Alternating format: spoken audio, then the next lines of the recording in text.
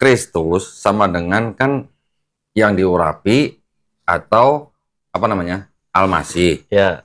Kristus tidak sama dengan Theos. Ya, betul. Betul. Kristus itu manusia. Iya. Bukan Tuhan kan? Bukan. Nah, kita menganggap Nabi Isa Al-Masih sebagai manusia. Assalamualaikum warahmatullahi wabarakatuh. Waalaikumsalam. Bismillahirrahmanirrahim. Alhamdulillahirrahmanirrahim. Alhamdulillah. Segala puji bagi Allah, Tuhan kita, Tuhan semesta alam. Salawat dan salam semoga tercurah bagi Nabi kita, Nabi Allah, Rasulullah Muhammad Sallallahu Alaihi Wasallam. Semoga tercurah bagi beliau, serta bagi keluarganya dan para sahabatnya. Para saudara-saudari seiman. Wih, mantap. Asik. Udah kayak Pak Ustadz tuh. Nih, terus. lagi di bawah nih. Oh iya. Saudara-saudari seiman. Kembali lagi bersama saya. Siapa namanya? Saya Coki, udah lama nggak ketemu ya. Di channel Donditan ya, dan di channel Geraha Mualaf Jakarta. Hari ini saya punya ada kesempatan yang alhamdulillah bertemu dengan yang lagi ngetop nih. Ngetop. Yang lagi ngetop. Wah, bukan main nih ya. Ko Donditan, assalamualaikum. Waalaikumsalam warahmatullahi wabarakatuh. Tumben lu, Cok.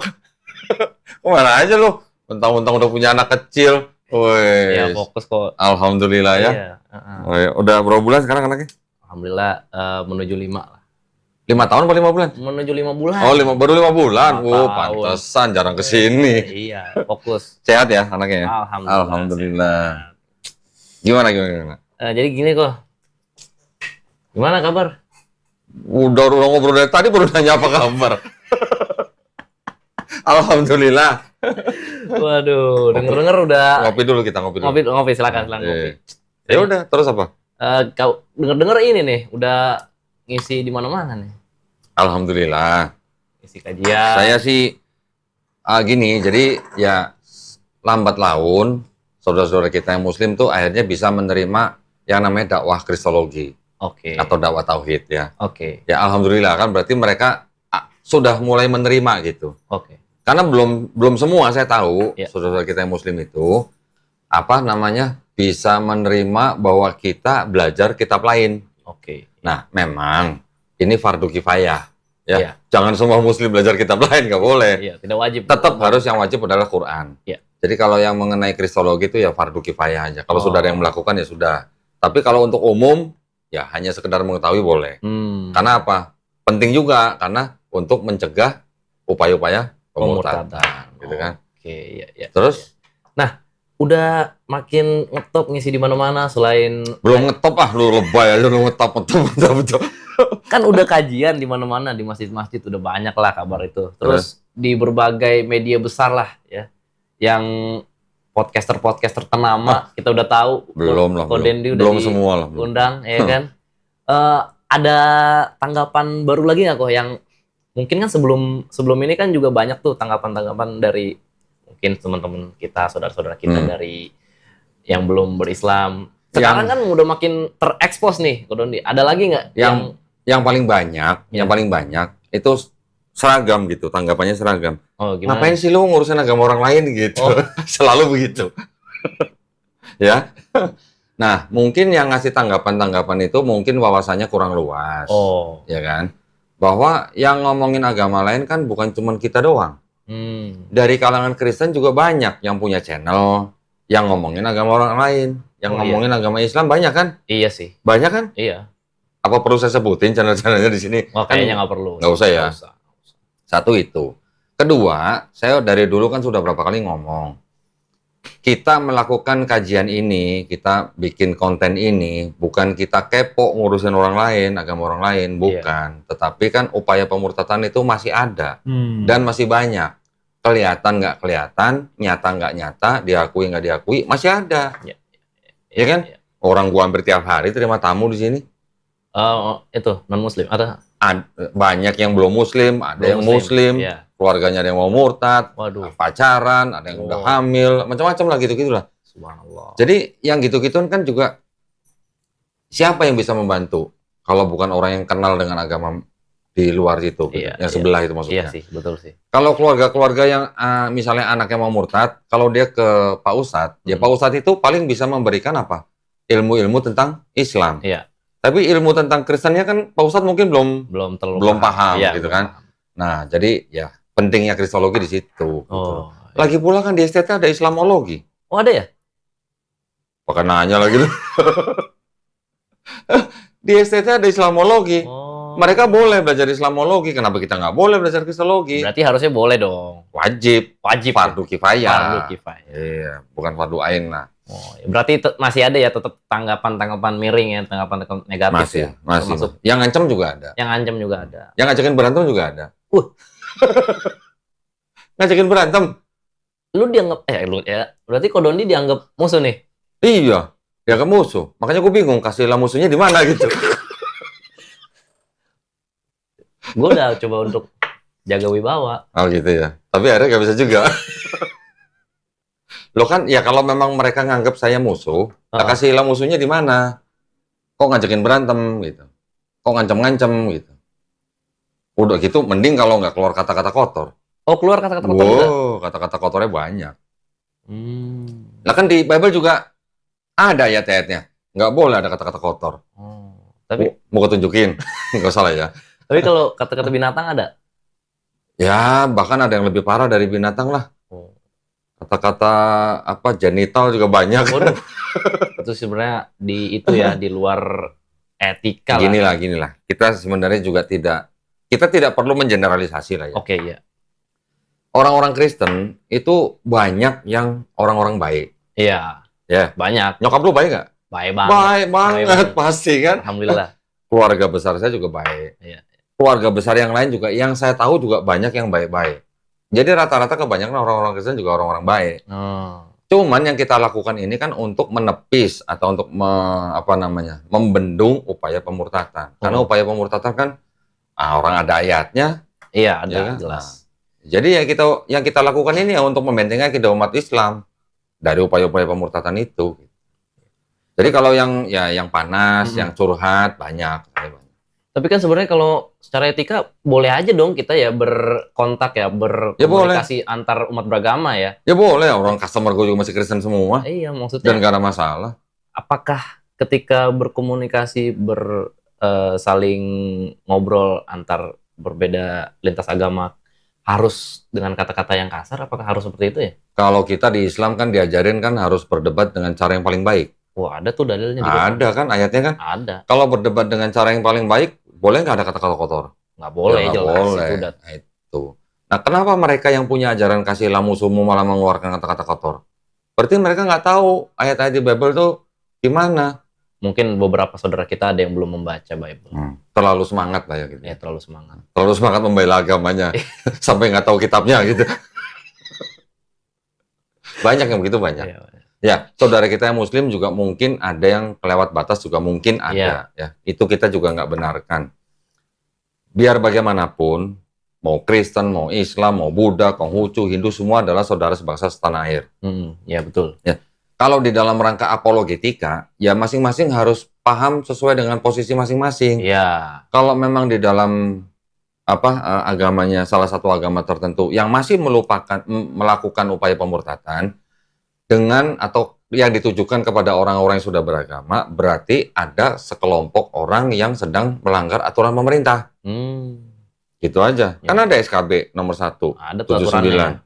Nah, gitu. Jadi ya menurut gue ya biasa-biasa aja lah. Berarti kalau orang-orang yang mencaci gue, yang menghina gue, itu berarti orang-orang yang belum tahu konteks secara utuh gitu loh. Toh kita nggak pernah komplain, Andre bikin Andre Tunggal bikin reaction dulu kan gue juga nggak komplain. Gue juga gue diemin aja. Iya. Gue tahu dia sedang membentengi akidah umat Kristen. Dan ya, itu bener kan? It's okay ya, nggak apa-apa. Ya buat gue ya terserah dia, itu hak dia. Dengan role-nya dia sebagai seorang pendeta mungkin ya kan? Ya memang harus begitu. Harus begitu. Ya, kalau enggak malah aneh kan? Iya, jadi kalau gue nggak bikin konten ada orang sahadat di sini malah Andre Tunggal nggak ada konten malah. Ya kan kita rahmatan lil alamin. Iya. Justru karena kita dakwah kita dan direction, dia jadi bahan reaction. Iya. Jadi ada konten kan? Ada konten. Dapat duit juga berarti. Dapat duit, alhamdulillah kan? Alhamdulillah juga. Masih bisa makan berarti ya? Masih bisa makan. Ya, iya. alhamdulillah juga saudara kita jadi Iya. punya makan, ada makan. Lebay lu. Aduh. Terus mau ngomongin apa nih? Aduh, jadi gini kok, terkait dengan serangan nih. Mungkin, Serangan apa? aduh, kita kan, ya kita tahu sendiri lah, Ko Dondi, saya juga mantan dari pemeluk agama. Susah amat ngomongnya, mantan kafir gitu. Susah amat ngomong. Ini lagi jaga wibawa. Oh, jaga wibawa. Udah jarang nongol. Ya Lu udah ke PRT aja jaga wibawa. Iya. Jadi kita kan sebagai, Ini kok catatannya banyak sih? Tetap itu. ya ini buat jaga wibawa aja ini. Kayak mahasiswa nyatet-nyatet. Jangan dipatahin mulu dong. Oh. Oke. Jadi gini, Terus? kita kan sebagai orang yang sebelumnya belum muslim, sekarang menjadi seorang muslim, ada suatu tuduhan yang sebenarnya specifically memang ditujukan kepada kita sebenarnya. Apa itu? Ya secara umum juga sih dituduhkan kepada muslim sih. Bahwa kita yang menganut atau memeluk ajaran Islam, atau ketika kita menjadi muslim, itu artinya kita adalah antikris. Antikristus. Apalagi kita yang dulunya merupakan seorang Kristen, kita Kristiani, kita lalu menjadi seorang muslim. Wah, ini udah meninggalkan Yesus, gitu kan? Udah gitu Yesus jadi antikristus. jadi antikristus, gitu kan? Padahal mungkin kalau menurut saya bukan meninggalkan Kristus, kan kita tahu kan. Itu udah bahasannya udah banyak lah di mana-mana kan. Kita bukan meninggalkan Kristus. Cuma karena kita tidak beriman atau tidak menganggap Yesus adalah Allah, adalah Tuhan, kita semata-mata langsung dicap antikristus gitu loh. Itu gimana kok menurut Ko Dondi? Nah sekarang kalau antikristus berarti kan Kristus itu artinya apa? Kristus itu the anointed one kalau bahasa Inggris. Yang diurapi. Ya kan? Iya. Kristus artinya kan Mesias. Ya, betul. Mesias, betul. Almasih bukan? Almasih. Kristus sama dengan Almasih bukan? Betul. Kristus itu kan bahasa Yunaninya kan Kristos. Kristos adalah Mesias atau yang diurapi atau Almasih, ya kan? Ya. Pertanyaan gue nih, ya. Kristos itu sama dengan Theos nggak? Oh beda, nggak ada, sebenarnya jauh banget. Kalau Kristos itu bukan Theos kan? Bukan. Berarti kalau kita Islam, kita menganggap Nabi kita Nabi Isa sebagai Almasih atau sebagai Kristus, terus kita anti Kristusnya di mana? Antikristusnya? Nah kan kita bahkan di Quran kan disebutkan Nabi Isa Almasih. Almasih itu Kristus. Iya. Terus kita bisa disebut antikristus tuh artinya di mana orang kita nyebut Isa aja dengan Almasih? Ya gitu. makanya baca Bible kok. Baca Bible. Nih Ko Dondi kurang urapan. Gue nggak bisa tahan. Belum dijamah Roh Kudus maksudnya? Iya. Ko Dondi mungkin belum dijamah Roh Kudus. Dan gitu ketika membaca Bible tidak dengan itu naungan Roh Kudus. Coba dibuka kok 1 Yohanes 4 ayat 1 sampai 6. Oh, lu yang bacain bukan gua. Kan gini sebelum kita bukanya. Kristus sama dengan kan yang diurapi atau apa namanya? Almasih. Ya. Kristus tidak sama dengan Theos. Ya, betul. Kristus itu manusia. Iya. Bukan Tuhan kan? Bukan. Nah, kita menganggap Nabi Isa Almasih sebagai manusia, bukan Tuhan, bukan Allah. Oke. Aku kita yang disebut antikristus gimana? Nah, enggak, pokoknya Kristen, baca dulu firmannya. Ya sebentar. Kristen menganggap Yesus Tuhan. Tuhan. Kristen menganggap Yesus sebagai Kristus dan Tuhan. Ya.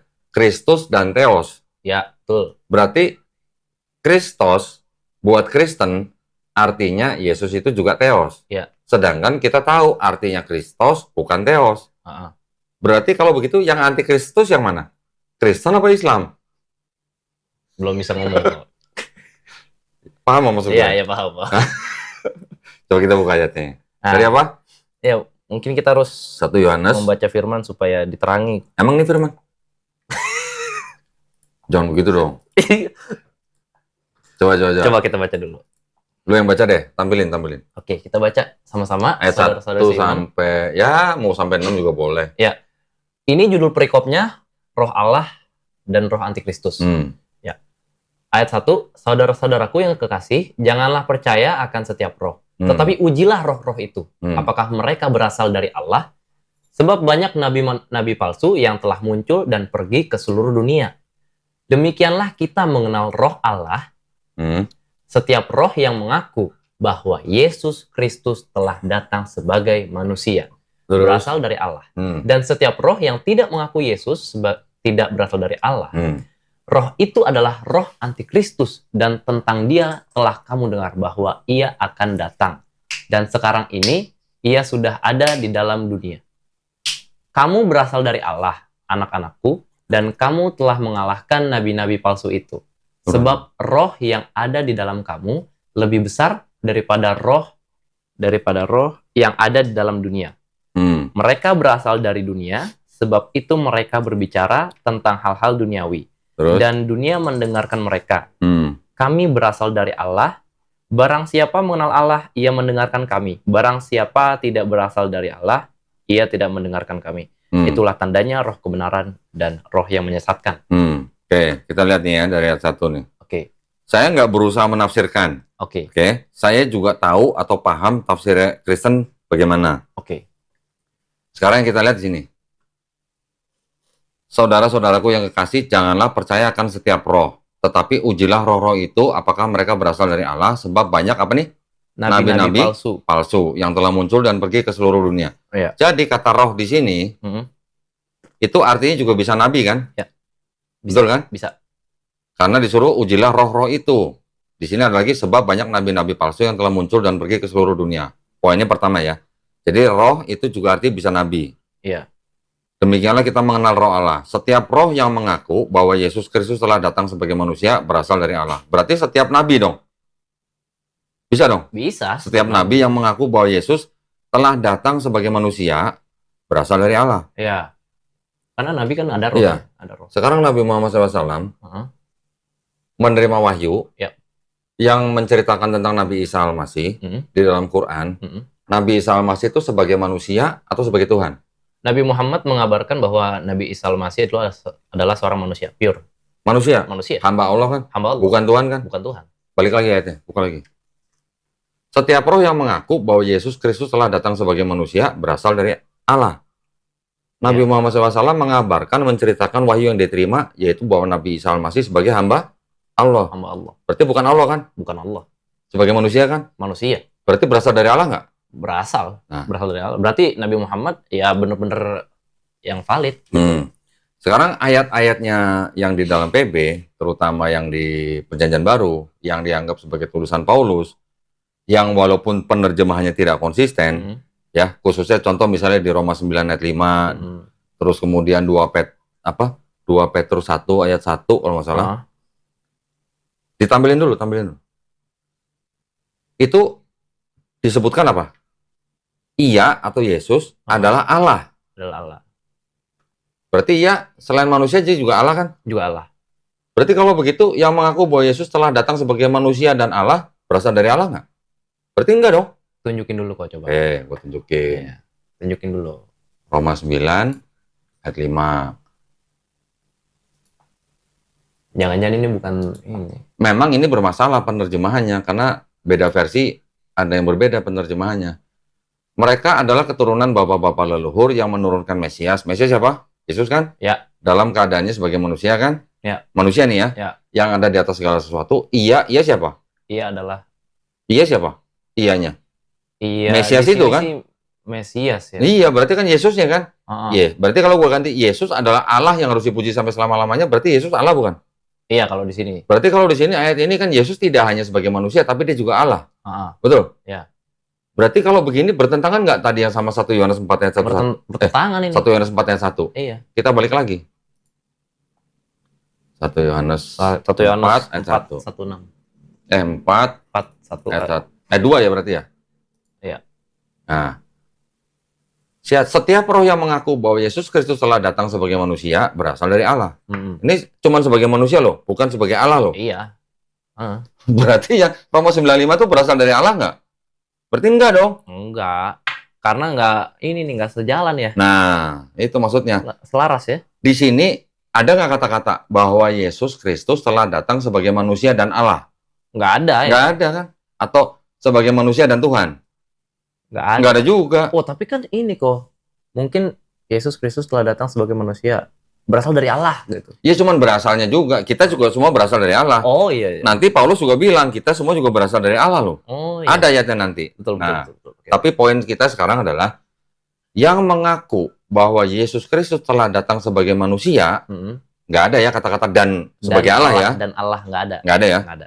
Itu berasal dari Allah. Berarti kalau yang mengaku Kristus datang sebagai manusia dan Allah, berarti bukan berasal dari Allah dong. Bukan valid berdasarkan dari Nah, Allah itu. sekarang Konsili Kalsedon 451 Masehi mengatakan apa? Yesus sepenuhnya manusia, sepenuhnya Allah. Oh. Ya. 100% manusia, 100% Tuhan. 100% manusia. Berarti kalau ada akidah Yesus sepenuhnya manusia, sepenuhnya Allah, cocok nggak dengan 1 Yohanes 4 ayat 2? Ya, enggak. Ya nggak cocok dong. Kalau di sini kan cuma sebagai manusia, nggak ada Allahnya. Sedangkan konsili Kalau cuma berasal dari Allah, setiap kita juga berasal dari Allah. Allah juga. Gimana dong? Ya. Tutup dulu. Okay. Sampai di sini, paham? Paham sih sampai sini. Ya. Lagi nih. Bentar, nanti kita kuatin. Nanti jangan sampai kita dibilang asumsi. Gitu. Waduh. Bentar ya. Di tulisan-tulisan Paulus, kita juga disebut berasal dari Allah. Wah, coba buktinya mana, Pak? Bentar.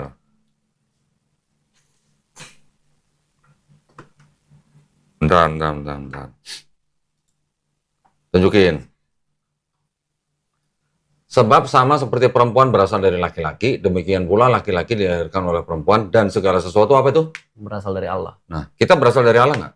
Menurut 1 Korintus 11. Menurut 1 Korintus Semua 11, manusia berarti berasal dari Allah. Berasal dari Allah, ya. Betul. Yesus juga berasal dari Allah. Termasuk Yesus. Ya. Gua asumsi nggak berarti? Enggak. Ada ayatnya kan? Ada. Iya, betul. Nah, berarti kalau begitu kita kembaliin lagi. Karena Kristen menganggap Yesus tidak hanya sebagai manusia, tetapi juga sebagai Tuhan. Islam menganggap Yesus atau Nabi Isa Al-Masih hanya sebagai Al-Masih atau manusia. Berarti yang antikristus siapa? Gitu aja. Yang bukan Islam sih. Ya bukan Islam yang jelas. Berarti anggapan bahwa Islam itu atau seorang Muslim itu adalah antikris salah ya? Kecuali kalau mungkin kalimatnya begini, apa ya? Antikristos dan Theos gitu. Baru kita antikristos dan Theos. Tapi kalau cuma antikristos doang, kita tidak antikristos. Kita tetap menganggap Yesus, kita beriman bahwa Yesus adalah Kristus. Iya, justru kita beriman bahwa Yesus adalah Kristus. Tetapi Kristusnya ya nggak ada kan Kristus sebagai Theos. Iya. Nggak ada Kristus sama dengan Theos. Ya sebenarnya kan? Sesuai aja dengan apa adanya aja dengan role dan jabatan beliau gitu kan. Sedangkan Kristen menganggap Yesus sebagai Kristos dan Theos. Double job.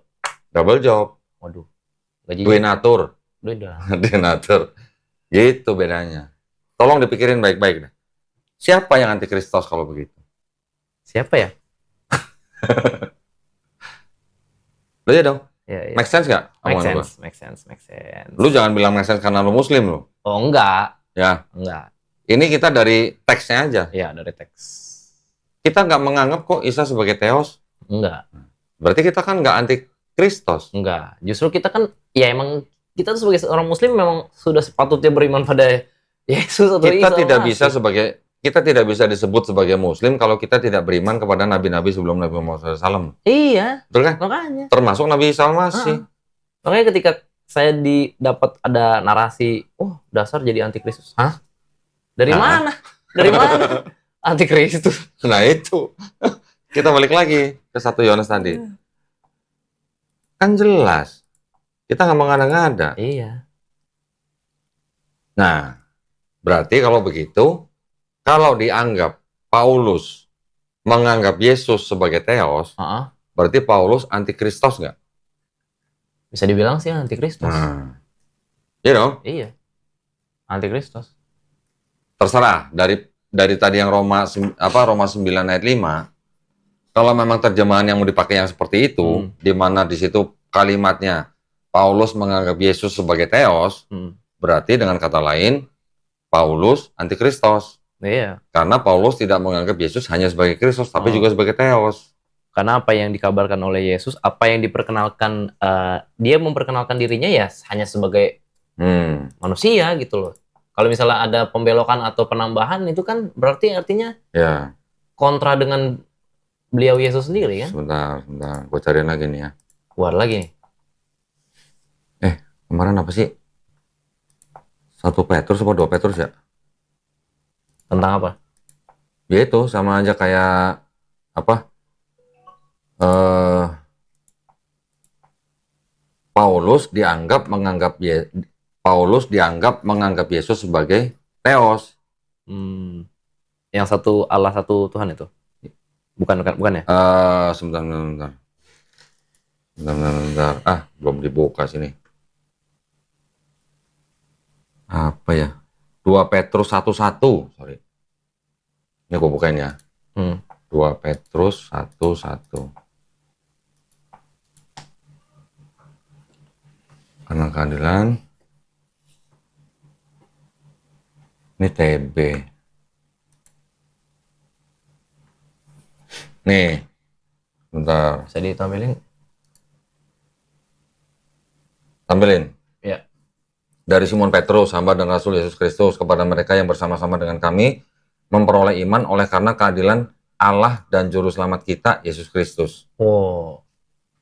Kalau ngelihat begini, yang digarisbawain, keadilan Allah dan Juru Selamat kita, Yesus Kristus, berarti Yesus Kristus adalah Allah dan Juru Selamat kan? Berarti di sini kan dianggapnya Yesus sebagai Allah kan? Kalau yang KJV kan ini, God and our Savior, ya kan? Coba, ini lihat terjemahan lain nih. NLT, New Living Translation. Oh. This faith was given to you because of the justice and fairness of Jesus Christ, our God and Savior. Oh, ya. Berarti Yesus adalah God and Savior. Savior. NIV. To those who through the righteousness of our God and Savior Jesus Christ. Berarti di sini Jesus Christ adalah God and Savior kan? Coba lihat. Ini NAB. NABRE. New American Bible Revised Edition. Baca nih. May grace and peace be yours in abundance through knowledge of God and of our Lord. Jadi di sini ada God, ada of God, and of Jesus Christ, our Lord. Beda nggak sama yang tadi? Beda dong ini. Hah? Beda nggak? Beda. Berarti kalau di sini ada pemisahan ya? Ada dua entitas ya di sini ya? Di sini ada knowledge of God, berarti ya Tuhan, Allah. And knowledge of Jesus. Diterjemahkan oleh Kristen kan Allah tuh, God tuh. Jesus-nya our Lord, ada of Jesus-nya. Ya. Berarti ada of God dan ada of Jesus. Berarti knowledge of God and knowledge of Jesus our Lord. Nah. Beda kan?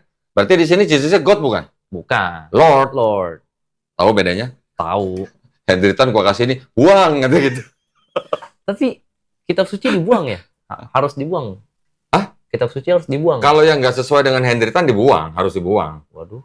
Nah, Hendritan kan cuma TB1. Sama TB2 dibilang ada beda aja, buang gitu. Bisa bedain ya? Ya, bisa. Ini yang di sini, tampilin lagi. Kita pastiin dulu. Di sini ada God, Jesus Christ, our God and Savior. Di sini ada, di bawahnya NIV ada God and Savior Jesus Christ. Yang di sini NABRE atau NABRE, God of God and of Jesus our Lord. Beda ya? Ya. Ada footnote tuh di bawahnya tuh. Simon Peter on the authorship of 2 Peter, see introduction on the spelling here of the Hebrew name Simon.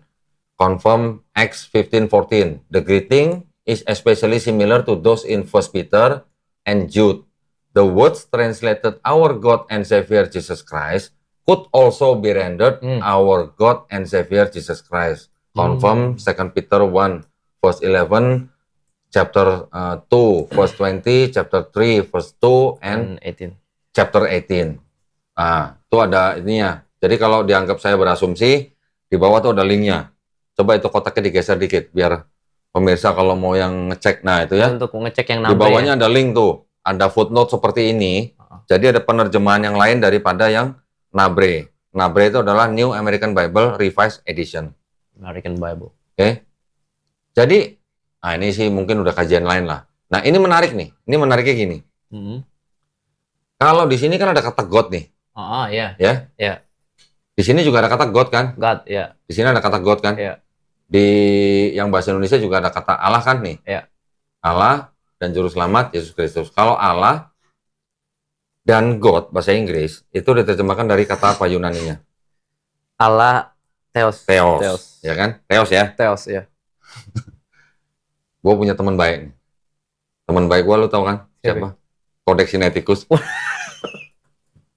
Codex Sinaiticus. Lihat di sini. Ada kata Theo ya. Oh iya. Theo ini yang diterjemahkan ke dalam bahasa Indonesia, yang TB kan menjadi Allah. Allah. Ya, dalam bahasa Inggris jadi God kan. Ya. Theo kan. Jangan di... Tampilin dulu.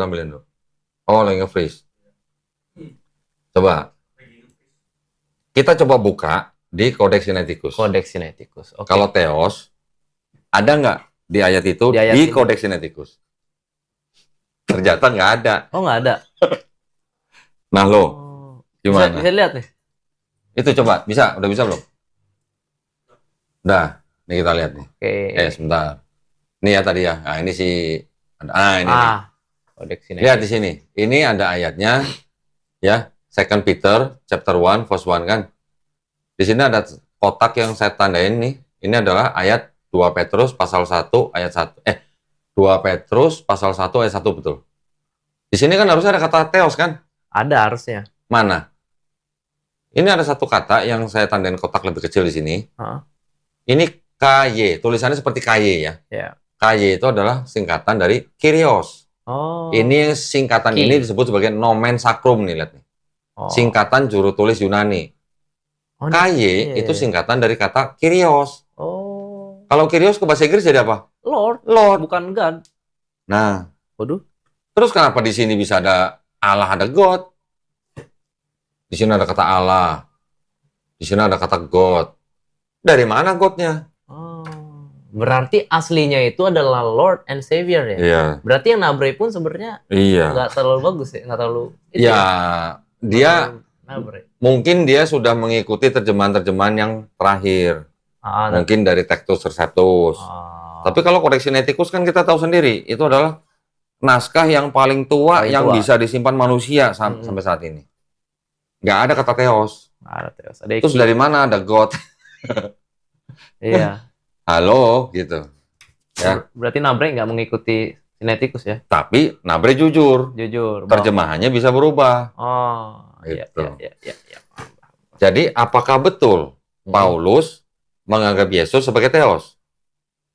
Sebenarnya sih kalau berdasarkan Codex Sinaiticus tidak gitu. Karena tidak ada kata Theosnya. Dia ngepel Lord. So, kumaha? Gampang. Balik lagi berarti ya. Berarti Paulus sebenarnya tidak menganggap Yesus sebagai Theos. Theos bukan. Oke. Kristen menganggap Yesus sebagai apa? Kristos dan Theos. Ya, kita lihat tadi terjemahannya kan. Islam hanya menganggap Isa atau Yesus hanya sebagai Kristos, bukan Theos. Kalau begitu, yang antikristos yang mana? Waduh. Nah, ini agak berat nih. Paham kan maksudnya? Iya, paham. Kalau mengarah kemana? Iya, saya sih nggak bilang apa namanya umat Kristen nggak ada yang tahu masalah hal ini. Iya. Mereka pasti tahu. Kalau yang akademis pasti tahu, ya. Dan banyak juga orang Kristen yang tahu Codex Sinaiticus. Banyak, ya pastilah harus tahu lah. Harus tahu dong. Tahu. Kalau apologet harus tahu. Harus tahu. Sekarang buka Codex Sinaiticus. Tinggal buka 2 Petrus pasal 1 ayat 1. Ada nggak kata Theos? Gitu aja. Mantap. Terjawab nggak? Terjawab. Terjawab dengan baik apa terjawab dengan ragu-ragu? Alhamdulillah terjawab nih. Aduh. Yang Roma 9 ayat 5 juga begitu. Tetapi apa namanya? Penerjemahannya ditilik dari gaya bahasanya Paulus, itu dari semua surat-surat Paulus ternyata tidak seperti itu maksud Paulus. Nah, itu udah ada kajiannya sendiri lah. Saya udah kasih di kuliah. Mantap. Masya Allah nih teman-teman nih. Berarti kesimpulannya apa? Kesimpulannya siapa yang antikristos? Jawab sendirilah. Masih Islam gak nih antikristen? Kalau saya berani katakan Islam tidak antikristos. Karena Islam tidak menganggap Yesus sebagai Theos, hanya Kristos. Tapi kok gini kok, walaupun pada akhirnya, oke lah, ya udah kita ikutin aja. Yesus adalah Theos. Menurut Kristen. Menurut Kristen. Oke lah, kita mengalah. Yesus adalah Theos, adalah God, adalah Tuhan dalam arti yang Tuhan sejati. Manusia, sepenuhnya manusia, sepenuhnya Tuhan. Oke, terus? Tapi dia Tuhan yang jadi manusia. Yang jadi manusia, otomatis dia mengambil rupa sebagai rupa sebagai salah satu ras lah, atau salah satu suku di muka bumi ini. Iya dong. Yesus orang Yahudi. Orang Yahudi, bukan yang Lewi. Ya, secara umum dia adalah bangsa Yahudi, bangsa Israel. Kaum Yahudi, ya, bangsa Israel, kan? Gitulah. Berarti gimana tuh ya? Apakah Tuhan? Lo mancing lo ya? Gue tahu arahnya kemana, gue tahu. Arahnya kemana emang? Jadi artinya yang mungkin saya tangkap gini. Berarti Tuhan di dalam pandangan Kristen itu kan sudah menjelma jadi manusia. Iya. Menjadi manusia artinya dia harus memilih ras tertentu dong. Tentu. Iya dong. Iya. Karena Yesus orang Israel atau orang Yahudi, bukan ras yang lain, bukan ras apa istilahnya Eropa, Afrika, Asia, ya. Berarti kan apa kalau gitu? Berarti ada pembedaan ras dong. Berarti Tuhan itu punya ras, punya suku. Iya. Tuhan punya suku. Artinya Tuhan memilih ras tertentu. Dan pada kenyataannya, maksudnya gini, berarti kalau Tuhan mengambil bentuk manusia dengan ras tertentu, berarti Tuhan itu adil nggak sama ras yang lain? Waduh. Loh, iya dong. Kan Muhammad Ali keluar dari Kristen karena dia bertanya kepada ibunya, "Ibu, kenapa Yesus kulit putih, mata biru?" Gua dulu sebagai Kristen Cina juga dalam hati gua, kenapa Tuhan gua bule gitu. Gue juga pengen Tuhan Cina gitu. Lu dulu nggak pengen punya Tuhan orang Batak? Pengen nggak? Nah, sebenarnya sih gue prefer bule aja sih. Oh, bule aja. Ya, nggak apa-apa. Biar mancung gitu. Iya. Biar mancung. Biar nggak malu-maluin lah gitu ya. Matanya biru gitu ya. Bule, padahal bukan bule ya. Harusnya bukan. Yahudi bukan bule. Bukan Kaukasian ya, bukan European ya.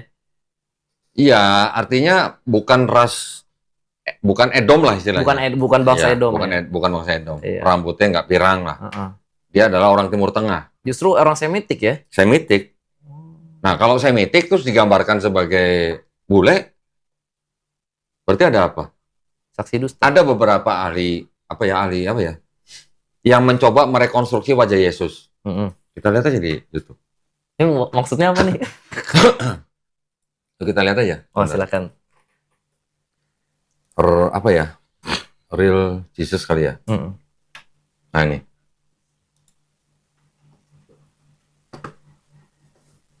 Coba tampilin. Nih, ada yang mencoba merekonstruksi wajah Yesus. Begini. Ini bukan saya loh ya, ini saintis loh. Yang mencoba merekonstruksi wajah Yesus loh. Ini tulisannya scientists have recreated using Semit. Coba kita lihat. Is this the real face of Jesus? Forensic expert use ancient Semit skulls to reveal what Christ may have looked like. Jadi ahli-ahli forensik menggunakan tengkorak-tengkorak bangsa Semit untuk mengungkapkan bagaimana Kristus asli gitu loh. Nah, seperti ini. Kayak ya ini memang kelihatan orang Timur Tengah. Ini website Muslim kali nih. Website Muslim. Apa tuh? Mail online. dailymail.co.uk. Ya. Oh. Terus kalau kita lihat, misalnya nih, kita nggak usah pakai real dah. Apa namanya? Jesus saja. Nah, kita lihat. Kan lain-lain tuh mukanya, beda-beda. Iya, lain-lain. Yang kebanyakan dilihat sama kita kan mukanya muka-muka bule. Iya, European, iya. Atau apa ya? Jesus face. Oh, ini mah yang balik lagi tadi ya. Enggak, yang kan ada muka-muka yang dari seluruh dunia tuh. Jesus faces kalau coba kau. Ini ya. Coba. Ada yang itu. Nah, itu kan beda-beda kan? Yang paling bawah tuh. Iya. Belum ini. Wah, iya Nah, nih. ini juga beda-beda nih. Ada yang itu rambutnya. Ada juga yang begini. Nah, jadi yang mana yang sebenarnya muka Yesus? Kan gitu.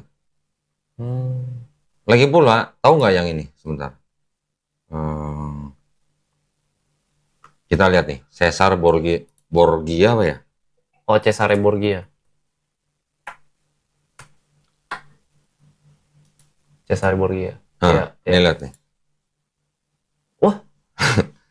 Ini adalah orang asli, namanya Cesare Borgia, Iya. anak seorang paus, anak haram, sorry. Apa? Anak haramnya paus. Anak seorang paus. Anak haram seorang paus. Paus punya anak? Iya, anak haram kan gue bilang tadi, anak haram. Waduh. Pop Alexander keberapa ya? Ke-7 apa ke-8 gitu, gue lupa. Bentar. Pausnya legal, maksudnya asli enggak? Bentar. Cesare Borgia. Anak Pop Alexander berapa ya? Alexander 6 tuh. Oh, Pop Alexander. Son of Pope Alexander VI, the Sixth. Paus Ya. Alexander ke-6. Ini yang pertama kali menjadi model untuk lukisan Yesus. Berarti anak seorang paus ya? Ya. Pope Paus Alexander ke-6. Paus yang bernama Alexander ke-6 mempunyai anak yang wajahnya itu dijadikan inspirasi, model untuk lukisan Yesus. Untuk lukisan Yesus. Nah, Caesar Borgia ini adalah seorang LGBT. Hah? Kok lu hanya begitu amat sih? Bapaknya kan Paus. Anaknya LGBT. Emang nggak boleh? Lu orang paus aja boleh punya anak, lu gimana? Paus kan nggak boleh punya anak. Paus kan harusnya selibat. Kan tidak boleh itu. Kan gue bilang tadi, makanya anak haram. Ya. Nah, jadi kembali lagi ke masalah itu. Berarti Tuhan sudah mengambil bentuk ras tertentu. Berarti kalau begitu, bisa nggak dikatakan apakah Tuhan yang mengambil ras tertentu itu rasis? Karena dia mengambil bentuk ras tertentu. Gitu. Dia memilih salah satu ya. Kenapa nggak berarti, adil ya? Berarti buat ras yang lain bagaimana? Gitu. Bagaimana perasaan orang Kristen Cina? Ya mungkin kalau saya atau perasaan orang Kristen Batak misalnya. Ya mungkin kalau saya secara pribadi nggak tersinggung. Kita nggak tahu kan yang lain. Mungkin ada yang tersinggung. Muhammad Ali keluar dari Kristen karena dia nggak terima Tuhannya bule. Gitu. Iya. Gimana? Ya begitulah. Ya begitulah. Lu nanya sendiri, lu jawab sendiri. Aduh, tapi gini kok. Bahasan lanjutannya begini. Ketika Yesus berarti sudah memiliki ras, ya, dan ras itu spesifik, ternyata dia adalah seorang Bani Israel, ya, yang mempunyai kalau Yahudi ya menurut Kristen ya, kata Yahudi menurut Kristen. Nah, dalam paham kebudayaan Bani Israel ini mempunyai paham bahwa orang di luar Bani Israel itu sebagai warga atau manusia kelas 2 lah gitu. Jadi orang non-Israel atau kita disebut sebagai goyim itu lebih rendah daripada bangsa dia begitu. Orang Yahudi menganggap orang di luar Yahudi itu bisa dengan sebutan dalam bahasa Indonesia itu anjing atau babi. Oh, iya. Sampai gitu ya? Iya, itu istilah aja ya, istilahnya. Istilahnya mereka untuk menganggap orang di luar Yahudi sebagai anjing atau babi. Sebutannya begitu. Makanya kan ada kan, jangan berikan apa kepada anjing. Di Bible? Buktinya mana? Sebentar. Tadi di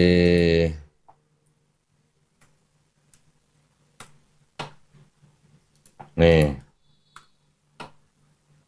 Jangan kamu memberikan barang yang kudus kepada anjing dan jangan kamu melemparkan mutiaramu kepada babi supaya jangan diinjak-injaknya dengan kakinya lalu ia berbalik mengoyak kamu. Ini kan maksudnya kepada anjing dan babi ini bukan literal kasih ke binatang anjing, bukan. Oh iya. Ini adalah kiasan untuk bangsa di luar Israel. Untuk goyim ya. Goyim, Ya. bilangnya goyim. Ya. Berarti kalau gini gimana? Tapi kan ini mungkin secara umum aja, ini secara umum bangsa Israel aja yang mengatakan ini. Kan kita Yesus kan, karena kan mereka merasa sebagai bangsa pilihan. Iya, tapi kalau Yesus apakah juga seperti itu? Apa menganggap yang lain sebagai? Ada kan ayat yang begini. Bentar. Tidak patut mengambil roti yang disediakan bagi anak-anak dan melemparkannya kepada anjing. Ini dianggap perkataan Yesus. Oh iya, red letter ya. Tetapi Yesus menjawab, Matius 15:26, tidak patut mengambil roti yang disediakan bagi anak-anak dan melemparkannya kepada anjing. Ini kita nggak bilang literal ya. Iya. Ini pasti harfiah nih. Iya. Jadi yang dimaksud anjing di sini ada orang di luar bangsa Israel. Ya dong. Jadi ini ceritanya gimana sih? Kok mungkin ada teman-teman kita? Iya, kalau kita baca di atas, kan perikopnya ini kan ada seorang perempuan Kanaan yang anaknya sakit, kerasukan setan tuh. Iya. Ya. Ketika Yesus pergi dari situ menyingkir ke daerah Tirus dan Sidon, maka datanglah seorang perempuan Kanaan dari daerah itu dan berseru, "Kasihanilah aku ya Tuhan, anak Daud, karena anakku perempuan kerasukan setan dan sangat menderita." Tetapi Yesus sama sekali tidak menjawabnya. Lalu murid-muridnya datang dan meminta kepadanya, "Suruhlah ia pergi." Ia mengikuti kita dengan berteriak-teriak. Jawab Yesus apa? "Aku diutus hanya kepada domba-domba yang hilang dari umat Israel." Tetapi perempuan itu mendekat dan menyembah Dia sambil berkata, "Tuhan, tolonglah aku." Tetapi Yesus menjawab, tidak patut mengambil roti yang disediakan bagi anak-anak dan melemparkannya kepada anjing. Kata perempuan itu, "Benar Tuhan, namun anjing itu makan remah-remah yang jatuh dari meja tuannya." Maka Yesus menjawab dan berkata kepadanya, "Hai ibu, besar imanmu, maka jadilah kepadamu seperti yang kau kehendaki." Dan seketika itu juga anaknya sembuh. Jadi ini sedang menceritakan orang di luar bangsa Israel atau perempuan Kanaan yang beriman meminta kepada Yesus untuk menyembuhkan anak perempuannya. Gitu kan? Yesus bilang, "Aku diutus hanya kepada domba-domba yang hilang dari umat Israel." Yeah. Tidak patut mengambil roti yang disediakan bagi anak-anak dan melemparkannya kepada anjing. Maksudnya di sini adalah tidak patut mengambil roti. Roti itu artinya bisa dijadikan ajaran lah ya. Yeah. Ajaran kepada anak-anak, maksudnya anak-anak siapa? Bangsa Israel. Dan melemparkannya kepada anjing, maksudnya bangsa di luar bangsa Israel gitu. Ya walaupun di sini akhirnya perempuan Kanaan itu tetap ngotot dan menerima yang mengatakan, "Benar Tuhan, namun anjing itu maksudnya ibu itu sebagai bangsa di luar Israel makan remah-remah yang jatuh dari meja tuannya." Berarti ibu ini juga mengaku bahwa dia adalah memang dianggap dengan istilah anjing karena sebagai bangsa di luar bangsa Israel. Berarti Yesus dan ibu ini sama-sama tahu bahwa Yesus itu memang diperuntukkan bukan untuk bangsa non-Israel. Iya. Mereka sama-sama tahu ya padahal ya. Harusnya begitu ya kalau baca narasinya ya. Ya entah kalau ini karangan doang kan kita nggak tahu. Bisa dipelajarin lah. Nah, tapi kan Matius kan memang juga sudah jelas bahwa yang nulis bukan orang bernama Matius. Bukan orang yang pernah ketemu Yesus. Kalau menurut ahli-ahli perjanjian baru, bukan menurut saya. Menurut 5 Gospel juga, semua perkataan yang dianggap sebagai perkataan Yesus di 4 Gospel cuma 18%. Ya. Berarti ya, sebenarnya kalau, terlepas dari itulah kok ya. Ya gini, memang ada juga anggapan dari teman-teman Islam yang menganggap bahwa ayat ini menunjukkan bahwa Yesus rasis. Ya, di sini. Karena Yesus menganggap Dia diutus hanya kepada satu bangsa saja dan bukan untuk bangsa lain. Okay? Tetapi kan akhirnya sama Kristen kan dipahami menurut Kristen nih bahwa Yesus diutus ke bangsa Israel hanya untuk tahap awal. Jadi ada tahapan-tahapan nih. Pertama untuk bangsa Israel. Kemudian ketika murid-murid mulai awal penginjilan masih dikasih batasan, jangan menyimpang ke negeri sampai ke Samaria. Matius 10 ayat 5-6. Nah, lu apa lu? Udah nyatet ya? Iya, nyatet. Baru kemudian tahapan berikutnya dikatakan bahwa Yesus juga diutus untuk semua bangsa. Karena kan ada ayatnya Matius 28:19. Karena itu pergilah, jadikanlah semua bangsa muridku. Muridku kan berarti murid Yesus. Baptislah mereka dalam nama Bapa dan Putra dan Roh Kudus. Tapi tadi katanya dicegah untuk itu. Ya itu kan katanya bertahap katanya. Jadi tahap awal untuk bangsa Israel, tahap kedua penginjilan tapi nggak sampai Samaria. Hmm. Tahap terakhirnya baru untuk seluruh bangsa. Gitu. Ternyata Diralat ya? bertahap, jadi upgrade gitu. Oh, upgrade. Berubah lah gitu, perintahnya berubah. Atau pesannya berubah. Pesannya Awal untuk bangsa Israel, kemudian untuk menginjilkan tapi masih dibatasi tidak sampai ke negeri Samaria.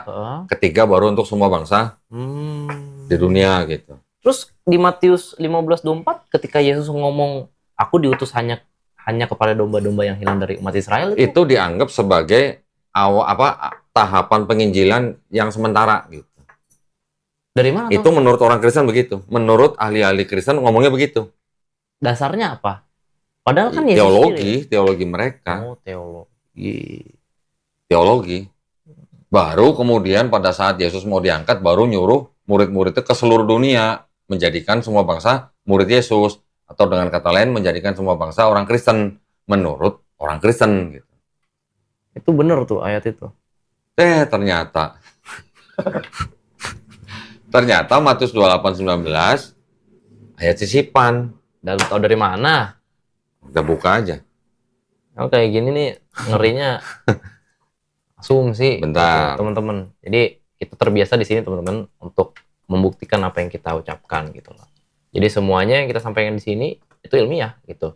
Ada bukti tertulisnya gitu. Coba kok. Ini gua kecilin dulu. Banyak sekali itu komen-komen yang mengatakan bahwa itu adalah ayat sisipan. Coba tampilin. Yang disebut dengan Great Commission atau amanat agung yang menjadi baptizing them in the name of the Father and of the Son and of the Holy Ghost is not scriptural. Please ya? Tunggu sebentar. Atau yang pertama kita tunjukin ini dulu deh. Ya boleh, ada bukti dari bukunya. Ini. Wah. Ini ada sebuah buku Gospel Matius dalam bahasa Ibrani. Oh. Ini yang dipercaya disimpan oleh Shem Tov. Rabi Yahudi. Bukan Rabi ya. Apa ya namanya?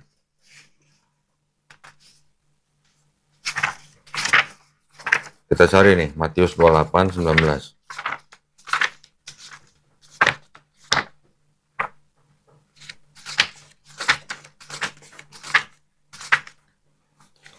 Nih, mungkin lu bisa tunjukin ke kamera. Di sini apa nih bacanya? Apa nih? Diterjemahin artinya cuma apa? Go. Padahal ini ada 2 kata ya. Ya artinya cuma pergilah gitu. Pergilah. Padahal ini cuma, go. Cuman go doang. Nih, kelihatan nggak? Kelihatan nggak? Ya kan? Bisa nggak harus manual pakai itu. Udahlah. Pokoknya nih di sini kelihatan nih, cuman go aja. Oke. Udah bisa belum tampilin? Nah, itu tuh. Hah? Tadi bisa nongol. Tadi keluar. Dari sininya. Oh, alah. Tapi kan gini kok.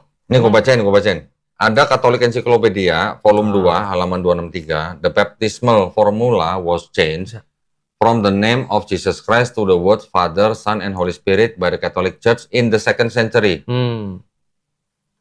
Berarti ya. Terus ada lagi itu udah keluar tuh. Nih enak nih. Ada Encyclopedia of Religion and Ethics as to Matthew 29:19. It says it is a central piece of evidence for the traditional Trinitarian view. If it were undisputed, this would of course be decisive, but its trustworthiness is impact nih on grounds of textual criticism, literary criticism, and historical criticism. The same encyclopedia further states that the obvious explanation of the silence of the New Testament on the triune name and the use of another Jesus name formula in Acts and Paul is that this other formula was the earlier and the triune formula, perhatiin tuh, is a later addition. Jadi formula Trinitarian itu adalah tambahan belakangan. Tambahan belakangan ya. Nah, bisa diperhatikan gini. Nanti para pemirsa bisa cek yang saya tulis di sini benar apa enggak. Terus lagi. Dan ini banyak sekali, ya, banyak sekali. Bahkan nanti kita bisa lihat ada di ensiklopedia apa ya? Britannica kalau nggak salah. Wih, Britannica loh. Collins. Kok? Apa Colin? Kamus. Ada sesuatu.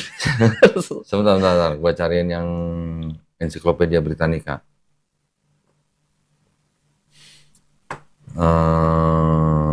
Banyak lah, pokoknya ini banyak lah. Nah, satu lagi gini. Oke ya, nanti itu udah sering saya bicarain lah. Iya. Yang kedua, selain daripada ternyata ayat-ayat itu tidak otentik, ada lagi nih, bukti bahwa pernah nggak baca di seluruh perjanjian baru, murid-murid Yesus membaptis orang dalam nama Bapa dan Putra dan Roh Kudus? Nggak pernah. Nggak pernah. Mereka membaptisnya dalam nama Dalam apa? nama Yesus. Cuma dalam nama Yesus.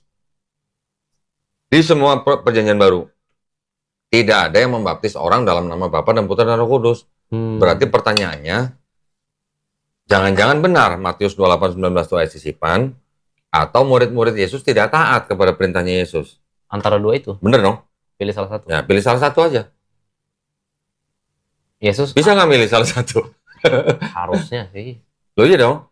Karena murid-murid Yesus tidak pernah membaptis orang dengan nama Bapa dan Putra dan Roh Kudus setelah Yesus diangkat, berarti kalau ayat Matius 28:19 itu benar ayatnya perintah dari Yesus, berarti kan murid-murid Yesus tidak taat kepada perintah Yesus. Tidak taat. Itu dong logikanya. Iya, betul. Atau memang benar Matius 28:19 itu sebenarnya ayat tambahan. Gitu. Iya. Kalau dari itu kan di buku Introduction to Christianity kan juga ada tuh. Ya. Joseph Oh Ratzinger. ini. Joseph Cardinal Ratzinger. Ada dong di sini dong. Oh punya di sini. Loh gimana sih lo? Gue punya 2 malah nih. Waduh, ini bahaya nih. Jangan kayak gitu dong. Loh kok jangan kayak gitu? Gue punya 2 nih. Dua-duanya yang Ratzinger. Introduction to Christianity, Ratzinger. Tapi Ratzinger itu by the way siapa kok ya? Loh, dia kan ini, apa namanya? Kardinal ya? Kardinal. Kardinal Ratzinger. Kalau dicari ternyata itu Paus Benedictus kok. Iya memang, nama lainnya. Wah. Yang ini tahun, berapa ya sebentar? Nih, 1909. Yang ini tahun... Oh ya, ini yang ini 1968. Ini edisi keberapa ya sebentar?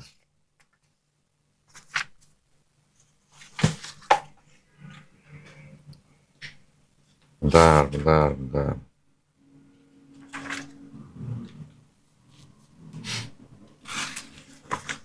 Ya, kok nggak ketahuan sih edisi berapa nih? Nih, kita buka aja nih, halaman 82 kalau nggak salah.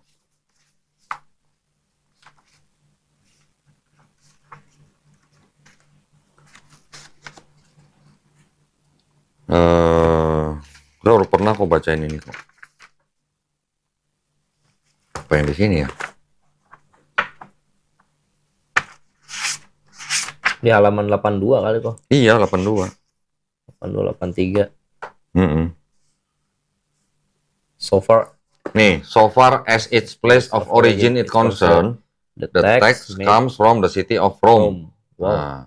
The Trinity Baptism and the text of Matthew 28:19 therefore did not originate from the original church that started in Jerusalem.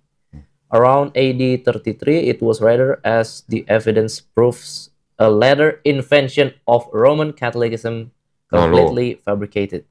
Nah lo, itu apa? Itu mungkin salah satu. Enggak, ini ada salah satu ini. Ini mana? Ini. Oh iya. Sebentar. The Trinity Baptism and text of Matthew didn't originate from original church.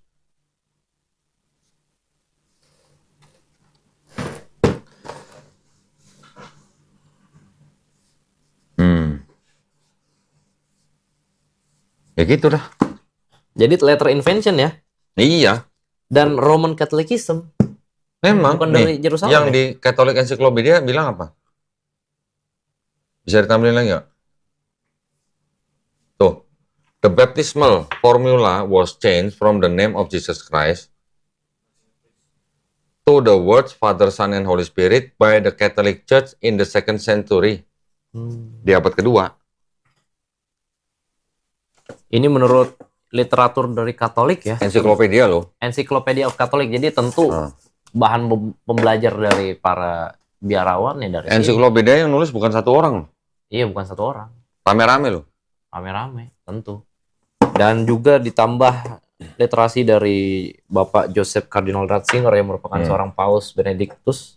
Kita tahu beliau yang sangat kita hormati. Yang berjudul Introduction to Christianity. Tadi saya bacakan bahwa ya ini came from the city of Rome, dari Roma gitu. Bukan dari tempat Yesus lahir ya. Ya, itu kan komentar-komentar ya. Komentar. Sekarang pembuktiannya kan tadi yang seperti saya bilang.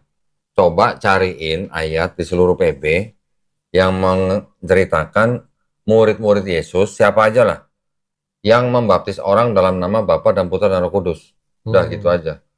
Kalau nggak ada, kemungkinannya dua. Bener Matius 28:19 itu tidak asli, atau murid-murid Yesus tidak taat kepada perintah Yesus. Gitu aja. Dan bahasan kita ini sebenarnya bukan cuma tentang Tritunggalnya aja ya kok ya. Berarti tentang yang bahwa Yesus itu untuk seluruh dunia ya. Berarti itu udah satu paket kan? Iya, nyambung. Nyambung. Jadi ya sesuai dengan ayat yang tadi awal bahwa Yesus bilang aku diutus hanya untuk domba-domba yang hilang dari umat Israel. Yang kontradiksi dengan Matius 28:19. Iya. Kalau apologet Kristen bilang itu adalah tahapan-tahapan, ternyata perintah Yesus tidak dilaksanakan oleh murid-muridnya sendiri. Berarti itu ya, dan banyak bukti-bukti ya bahwa ada catatan-catatan bahwa dari kalangan Kristen sendiri yang mengatakan bahwa Matius 28:19 itu adalah tambahan belakangan di abad kedua. Nah, satu lagi bukti mau The Five Gospels. Iya dong. Teman-teman, kalau The Five Gospels ini udah bukan main-main lagi, ini bukan cuma sendiri yang bikin. 80 orang, hampir 80 orang. Dan gelar pendidikannya semuanya DD, BD, PhD. Waduh. Gue juga PhD sebenarnya gue. Apa tuh? Perhitungan dagang. Bukan filosofi divinity ya. Jangan sedih. Ya. Jadi teman-teman di buku The Five Gospel ini dijabarkan ayat-ayat yang berwarna red ya, terus ada pink, gray, and black. Jadi kalau di red itu benar-benar perkataan Yesus. Pink itu sure sounds like Jesus. Kalau gray, well, maybe. Kalau black, ya, Jesus did not say this. There has been some mistake gitu. Keterangannya gitu. Makanya 28.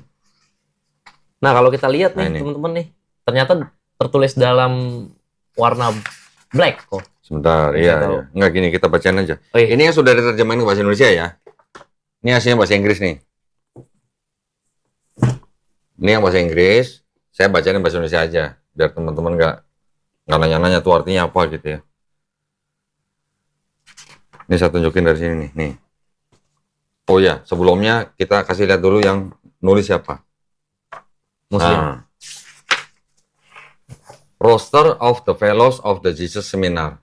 Jadi ini apa namanya, penulis-penulisnya nih, hampir 80. Gimana? Atas ini kan biar kelihatan. Ya, segini banyak orang ini.